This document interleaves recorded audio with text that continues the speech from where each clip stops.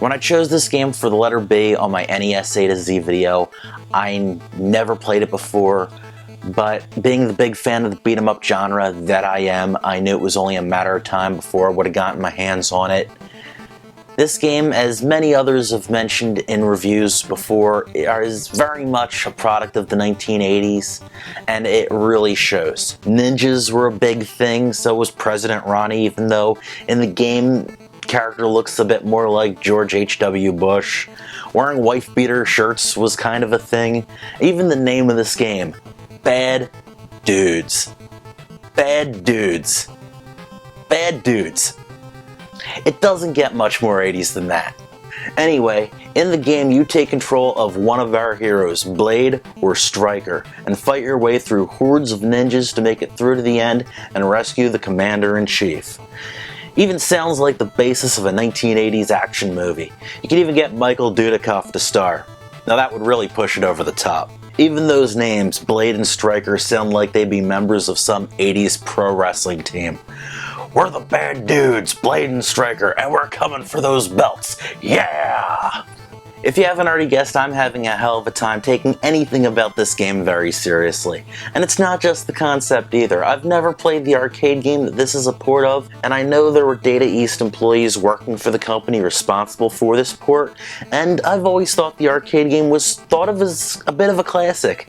But here on the NES, everything just kind of falls short.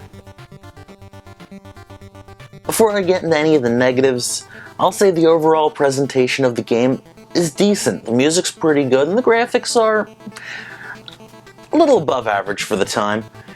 But past that, that's where things begin to get a bit dodgy. For starters, there is a ton of sprite flickering in this game. Even when there aren't a lot of sprites on screen, this is kind of a common occurrence on some NES games, and it's not so bad that you can't tell what's going on. But it's not all that pleasant to look at. And the enemy AI, it's kinda dumb too.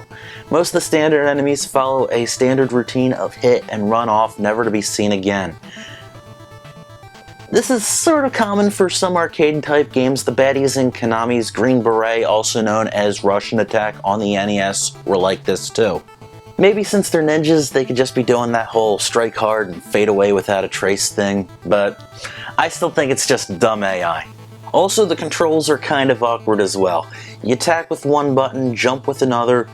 You can perform a kick in mid-jump, but I've never seen it hit anything.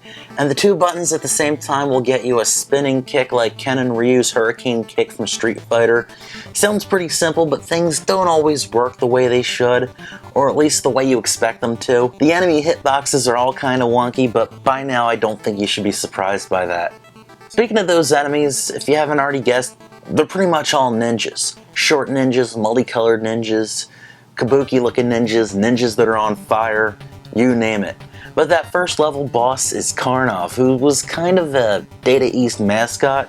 He appeared in his own game and a couple others, including the Fighter's History games. But he just seems kind of out of place here. I'm not saying that's a minus, it's just weird. If you haven't played this game, truthfully, I don't think you're really missing out all that much. I'm not saying it's bad, I'm just saying it's exceptionally mediocre. If you want to find yourself a much more accurate version of the arcade game, there is a Data East compilation of arcade games by Majesco that was released on the Wii.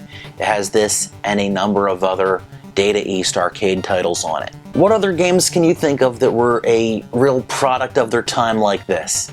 Love to hear what you think. Leave a comment down below. Right now, I'm gonna go get myself a burger. So, see you next time. Take care.